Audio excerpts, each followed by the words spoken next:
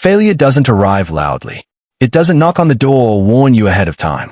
It slips in quietly, like a shadow you don't notice until it's already covering everything. For me, it started on an ordinary morning. I woke up early, put on my best shirt, and looked at myself in the mirror. I told myself everything would be fine. I believed it, because I had no other choice. That day, I walked into my office thinking it was just another meeting, another routine conversation, another step forward. Instead, it was the end. They thanked me for my service, handed me a folder, and used words that sounded polite but felt like knives. Budget cuts, restructuring, not personal, but when you lose your job, it always feels personal. I walked out of that building with a box in my hands and a weight on my chest I couldn't explain. People passed by me, laughing, talking, living their lives, while my world quietly collapsed. I didn't cry. Not then. I just sat in my car for a long time, staring at the steering wheel, trying to understand how everything had changed in less than 10 minutes. The drive home felt longer than usual. Every red light gave me more time to think. Every thought made my chest tighter. How would I tell my wife? She had always been confident, strong, outspoken. She believed in success, in money, in status. And I had just lost all three. When I finally reached home, the house was quiet. Too quiet. I placed my keys on the table and stood there, unsure of what to do next. For the first time in years, I felt small inside my own home. She walked out of the bedroom, dressed perfectly as always. She looked at me, and then at the time. "You're early," she said. That was my chance. I could have softened it, prepared her, but I didn't. "I lost my job," I said. The words hung in the air between us. For a second, she just stared at me. Then, she laughed. Not a nervous laugh. Not a confused one. A sharp, careless laugh. "You're joking," she said. "I'm not," I replied. Her smile faded, not into concern, but into disappointment. "So what did you do wrong?" she asked. I tried to explain. The company, the situation, the reasons. She waved her hand like she didn't want to hear it. "I warned you," she said. "I told you not to rely on one job. I told you weren't good enough for that position." Each word hit harder than the last. That night, she didn't ask how I felt. She didn't say it would be okay. She didn't say we'd figure it out together. Instead, she reminded me of everything I had failed to become. She brought up her friends' husbands, their promotions, their cars, their lifestyles. "Look at them," she said, "and look at you." I sat there in silence, feeling smaller with every sentence. In the days that followed, her words became sharper. She mocked me during breakfast, mocked me when I sent out job applications, mocked me when rejection emails came in. Sometimes, she didn't even hide it. When friends visited, she would casually say, "Is home these days, lots of free time." They would laugh awkwardly. I would smile politely. Inside, something was breaking. I stopped talking about my plans. I stopped sharing my fears. Because every time I opened my mouth, she reminded me of my failure. One evening, I overheard her on the phone. "I'm married potential," she said. Not this. Those 4 words cut deeper than anything she had said before. That night, I lay awake staring at the ceiling, wondering when my life had turned into something I no longer recognized. I thought marriage meant partnership, support, understanding, but I was wrong. To her, I was only valuable when I was successful. Weeks passed. Rejection letters piled up. Savings began to shrink. And her respect for me disappeared completely. She stopped asking my opinion, stopped including me in decisions. I became invisible in my own marriage.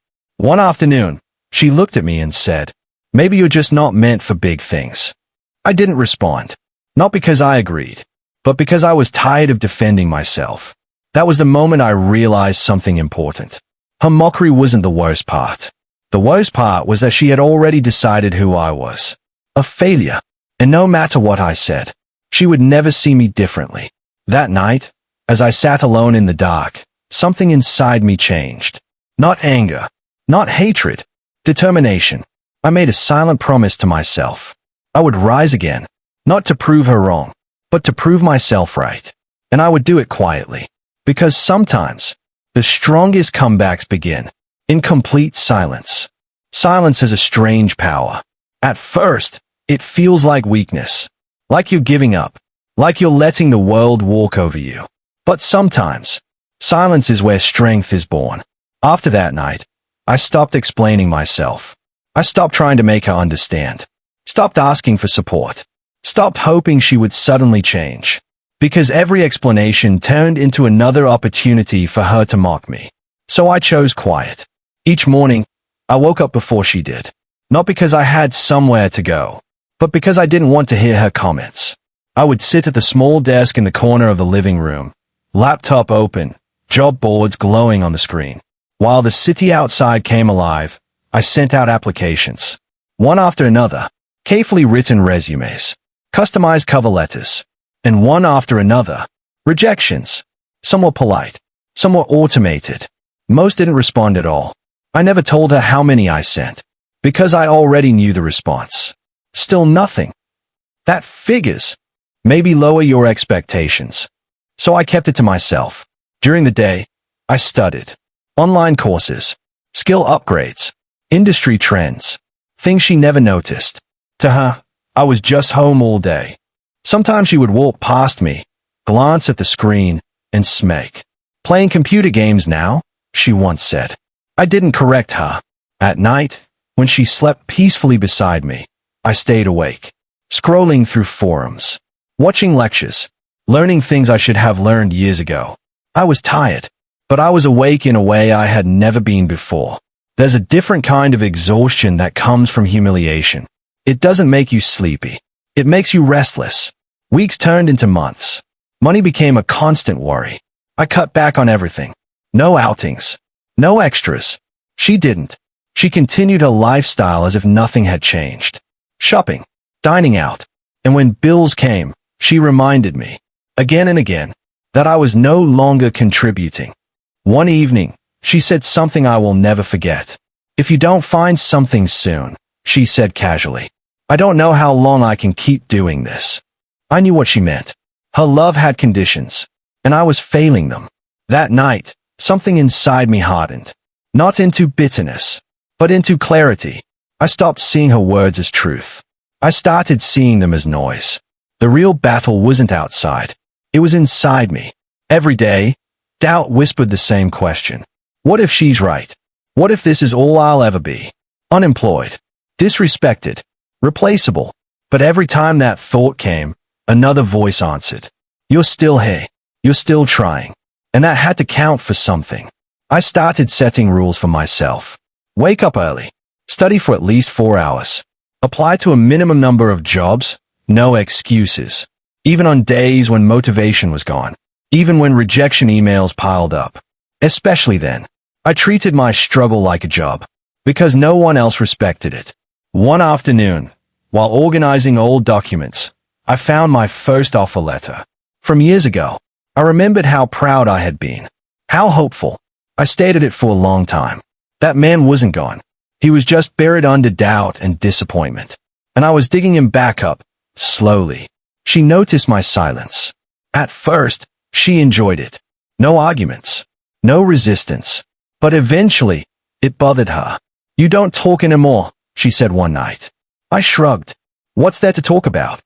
I replied. She didn't like that answer. She liked control, reactions, validation. My silence took that away. She tried different approaches. Sarcasm, coldness, even fake concern.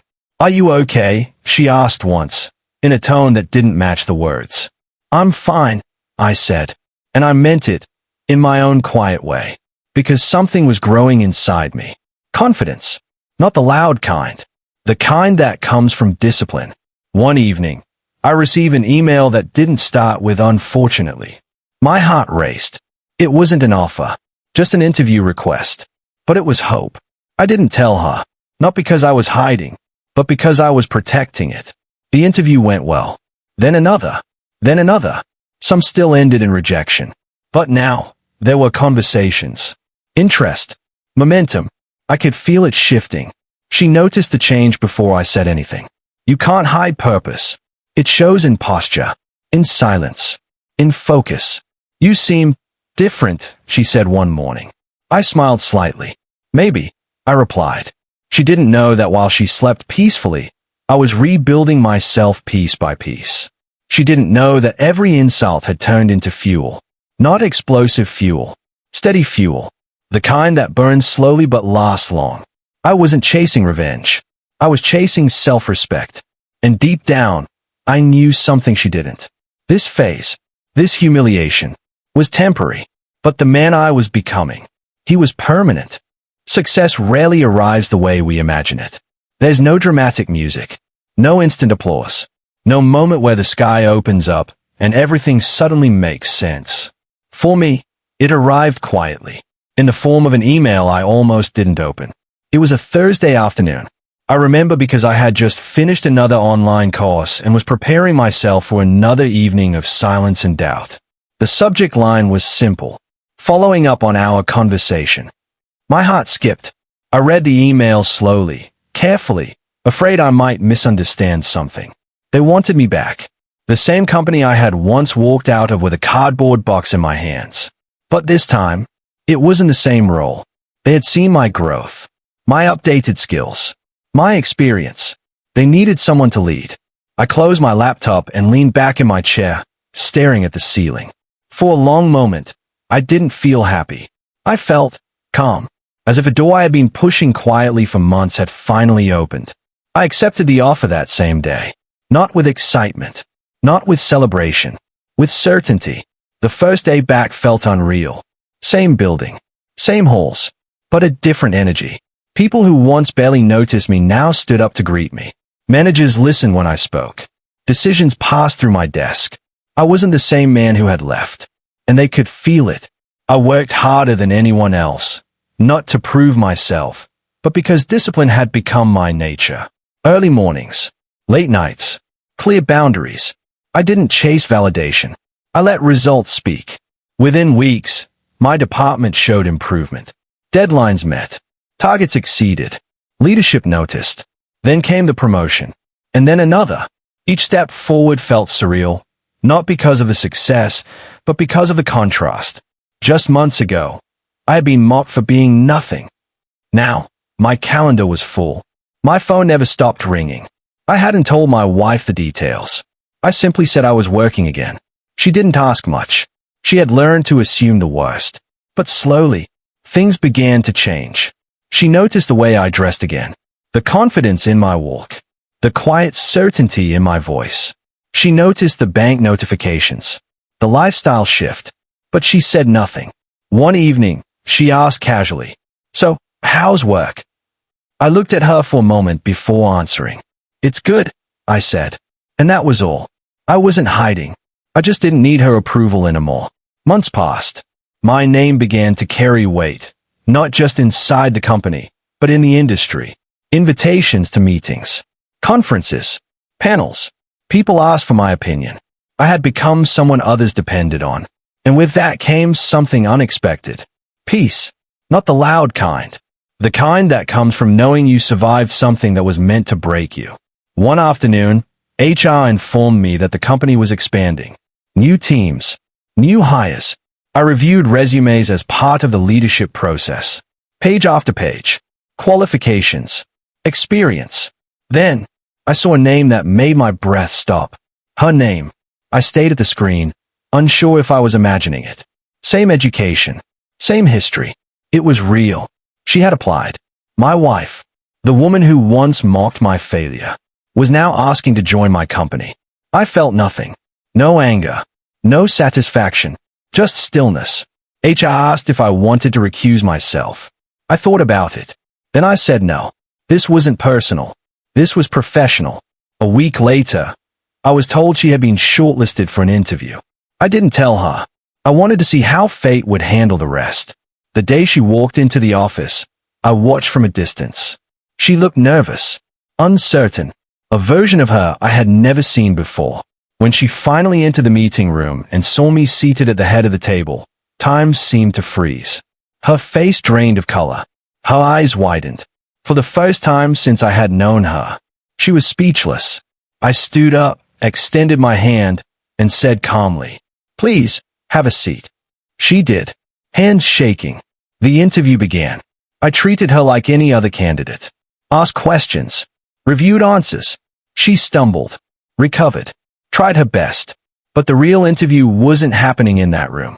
It had happened months ago. In our home. When she chose mockery over support. When the interview ended, she looked at me.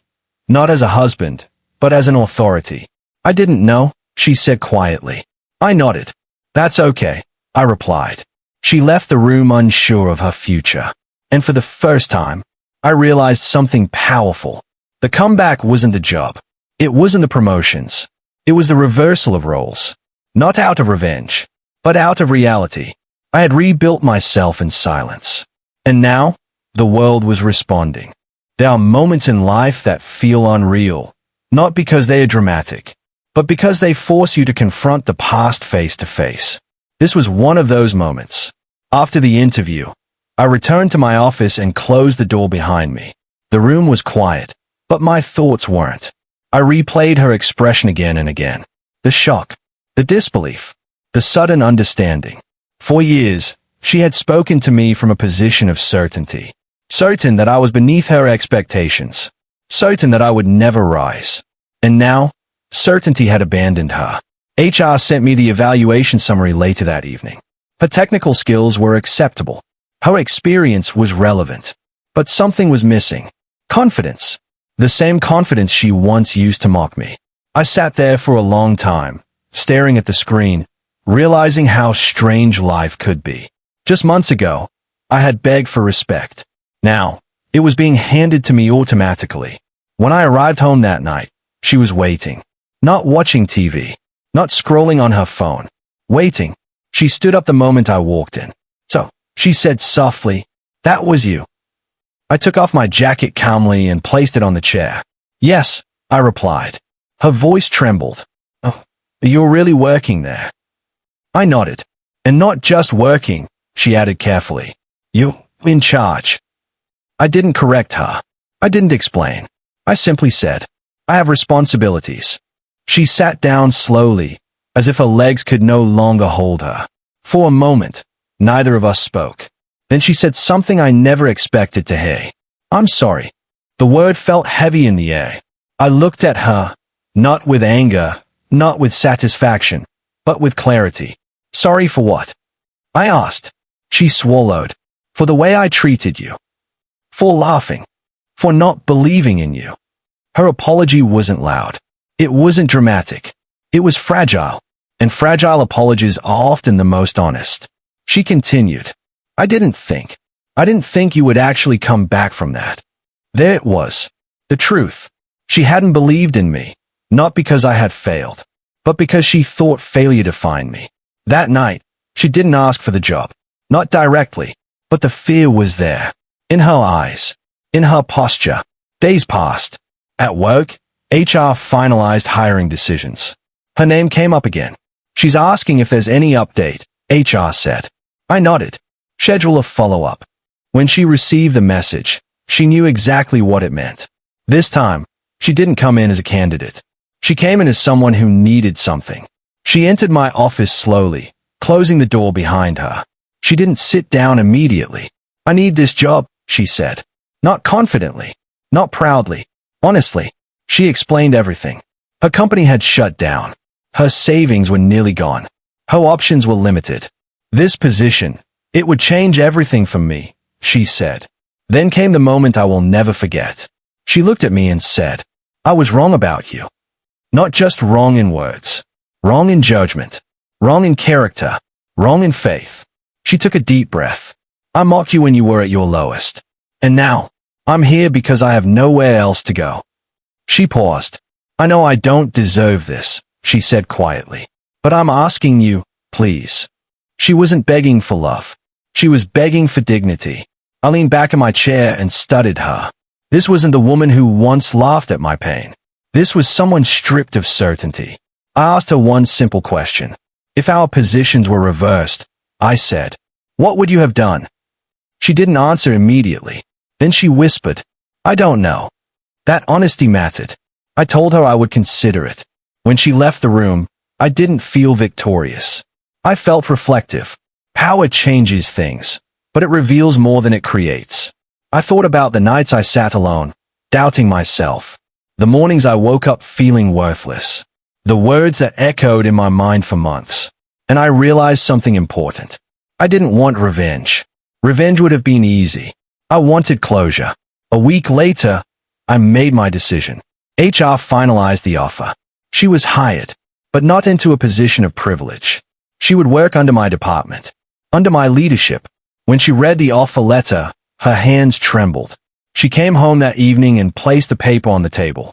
"You approved this?" she asked. "Yes," I said. She looked up at me. "Why?" she asked. I answered honestly. "Because everyone deserves a chance to grow. And because I already grew from what you did to me." Her eyes filled with tears. Not tears of relief. Tears of realization. She understood something then. This wasn't charity. This was accountability. The first day she started work, she arrived early. She dressed simply, spoke carefully. She followed instructions without resistance. People noticed. The woman who once spoke loudly now listened. She avoided eye contact with me at first. But when our eyes met, there was respect. Real respect. Not forced. Not fearful. Earned. And that was when I knew. The power shift wasn't about dominance. It was about transformation. Power is a strange thing. Most people think it's loud. That it announces itself. That it demands attention. But real power is quiet. It observes. It listens. And it remembers. When she officially started working under my department, I made one decision very clear. To myself. I would not treat her the way she treated me. Not because she didn't deserve consequences, but because I didn't want to become someone I wouldn't respect. The first few weeks were uncomfortable. For both of us. At work, I addressed her the same way I addressed everyone else. Professionally, calmly, without emotion. At home, silence filled the space between us. Not the heavy, angry kind. The thoughtful kind. She woke up earlier now. Prepared her clothes carefully. Reviewed notes before leaving. I saw the effort. But effort doesn't erase memory. Every time she followed an instruction without question, I remembered the laughter. Every time she lowered her voice in meetings, I remembered the mockery. And yet, I didn't speak about it. Because this chapter wasn't about punishment. It was about growth. One evening, after a long day, she finally broke the silence. "I never understood what you were building back then," she said quietly. I didn't answer right away. "I thought you were avoiding reality," she continued. "I thought you had given up." She looked at me. "But now I see. You were rebuilding yourself." I nodded slowly. "That's what silence looks like when someone is working," I said. Her eyes filled, not with fear, but with regret. Weeks passed. At work, she improved. She asked questions, took feedback seriously, stayed late, not to impress, but to learn. People noticed her change, not because of me, but because humility has a way of showing itself. One afternoon, during a performance review, she sat across from me with a notebook in her hands. Nervous, focused. I gave her honest feedback, not softened, not harsh, fair. At the end, she looked up and said, "Thank you for not using this against me." That sentence stayed with me, because it revealed something deeper. She had expected revenge, and when it didn't come, she was forced to confront herself. At home, things slowly began to shift, not back to how they were, but into something new, more careful, more aware. She listened more than she spoke, and when she spoke, she chose her words. One night, she asked a question that changed everything. "Do you still respect me?" she asked. I took a long breath before answering. "Respect isn't automatic," I said. "It's built and rebuilt." She nodded. "I want to earn it," she said. That was the moment I realized the story wasn't about victory. It was about balance. Power without compassion creates fear. Compassion without boundaries creates weakness. I had learned both. One evening, as we walked home together, she said something I never thought I'd hear. "I used to think success made people valuable," she said. "Now I know character does." I stopped walking. I looked at her, not as a boss, not as a husband, but as someone who had finally seen the truth. Failure had humbled me. Success had humbled her. And somewhere between the two, we met again. Months later, she received an offer from another company. A good one. She came to me with a letter in her hands.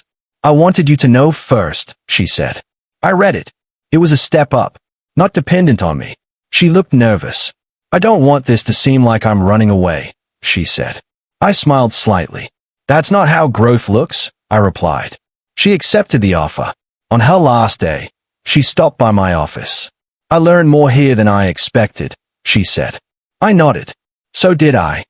At home, our relationship changed. Not perfect, not simple, but honest. We spoke about the past, not to reopen wounds, but to understand them. And I learned something important. The greatest revenge isn't watching someone fall. It's watching them change. I didn't rise to stand above her. I rose to stand within myself. And that made all the difference. Because the job I took back was never about position.